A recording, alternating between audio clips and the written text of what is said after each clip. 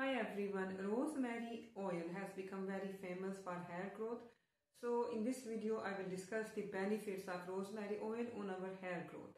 Rosemary oil is a powerful essential oil and it has been used for centuries to promote hair growth and is known for its ability to improve blood circulation that then helps to stimulate our hair growth.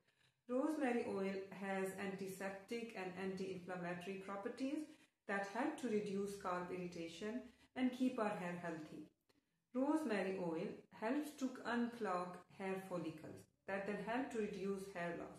It also has antifungal properties that help to prevent dandruff, scalp irritations and scalp other conditions. So rosemary oil can be used in different ways to promote healthy hair. And like I said, it's an essential oil, so you cannot just apply it directly to your scalp. So what's the best way is to have few drops of rosemary oil, mix it with a carrier oil like coconut oil, and apply it on your scalp and massage it for a few minutes and then leave it for 10 to 20 minutes and then wash your hair with any shampoo.